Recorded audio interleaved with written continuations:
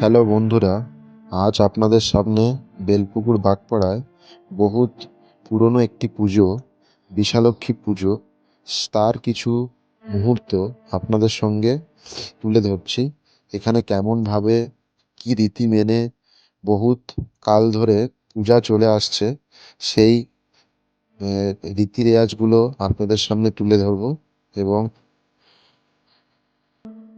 বন্ধুরা, প্রথমে এসে দেখতে পাচ্ছি যে এখানে কাদা দিয়ে মায়ের বেদিকে সুন্দরভাবে গড়ে তোলা হয়েছে। তারপর সুন্দর কালারিং ফুল দিয়ে বেদিটাকে সাজিয়ে তোলা হচ্ছে, যেখানে কমিটির সমস্ত সদস্য ভাইরা একে একে হাতে হাতে ফুলগুলো এই সুন্দর বেদিটাতে গেঁথে বেদিটাকে সাজিয়ে তুলছে। দেখতে খুবই অপূর্ব লাগছে। দেখা যাক কেমন সাজিয়ে তোলে কমিটি ভাইরা। কিছুক্ষণ বাদেই দেখলাম সুন্দর এবং কালারিং গাঁদা ফুল দিয়ে পুরো মণ্ডপটিকে সাজিয়ে তোলা হয়েছে। তার সঙ্গে আরও দেখতে পাচ্ছি যে সাইডে টবে বিভিন্ন কালারের চন্দ্রমল্লিকা ফুলও রয়েছে। অল্প সময়ের মধ্যে কমিটির সমস্ত সদস্য ভাইরা মণ্ডপটিকে খুবই সুন্দরভাবে সাজিয়ে তুলেছে, যেটা দেখতে খুবই সুন্দর লাগছে।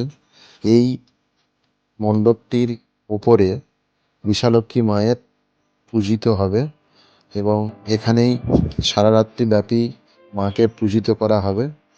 এই রীতি রেওয়াজ প্রতি বছর ধরে এখানে চলে আসছে। প্রতি বছর নতুনভাবে মায়ের বেদিটাকে বানিয়ে ঠাকুর এনে এখানে পূজিত করা হয়।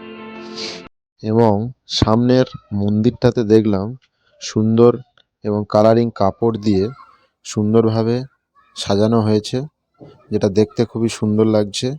এরই সামনে রয়েছে খুবই সুন্দর এবং অপূর্ব সেই মণ্ডপটি, যেখানে বিশালক্ষী মাকে এবছর পূজিত করা হবে।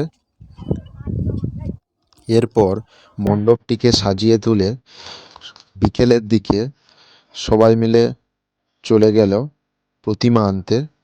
সেই প্রতিমা, যেই প্রতিমাটিকে এবছর পূজিত করা হবে, বিশালক্ষী প্রতিমা। প্রতি বছরের মতো এবছরও দেখতে খুবই অপূর্ব লাগছে। এই প্রতিমাটিকে নিয়ে যাওয়া হচ্ছে, পুজো করা হবে। তারপর গ্রামের সবাই মিলে আনন্দ করতে করতে প্রতিমাটিকে নিয়ে যাচ্ছে। প্রতিমাটিকে সবাই খুবই আনন্দ সহকারে আনন্দ উপভোগ করতে করতে নিয়ে যাচ্ছে, যেটা দেখতে খুবই ভালো লাগছিল, যে সবাই মিলে খুবই আনন্দ করছে। এরপর প্রতিমাটিকে নিয়ে এসে সেই সুন্দর মাটির বেদিতে সবার উপরে রেখে দেওয়া হয়েছিল। দেখলাম তারপর একের পর এক সব গ্রামের সবাই এসে মায়ের পূজার ডালা দিয়ে গেছে। এখানে সারা রাত্রিব্যাপী পুজো করা হবে। এই যে আগুনটা জ্বলছে, এখানেই মায়ের ভোগ রান্না করা হচ্ছে। এটাই একটি ট্র্যাডিশনাল প্রথা। এই মাটির হাঁড়িতে করে এখানে মায়ের ভোগ রান্না করা হয়, যে ভোগটা সারা রাত্রিব্যাপী মন্দিরে চলবে কীর্তন গান। তাই ভোগ রান্নার পাশাপাশি মন্দিরে চলছিল তখন কীর্তন গান। দেখলাম মায়েরা সবাই মিলে বসে আনন্দ করছে, তার সঙ্গে সঙ্গে কীর্তন গান শুনছে মন দিয়ে। সবাই মিলে দেখলাম খুবই আনন্দ করছে।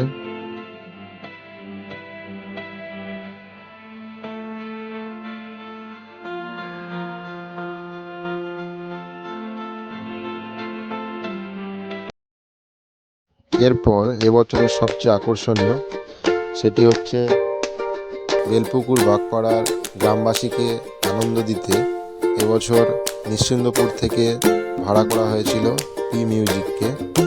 পি মিউজিক এখানে তার 4x4 সেট আপটি নতুন টেস্টিং করে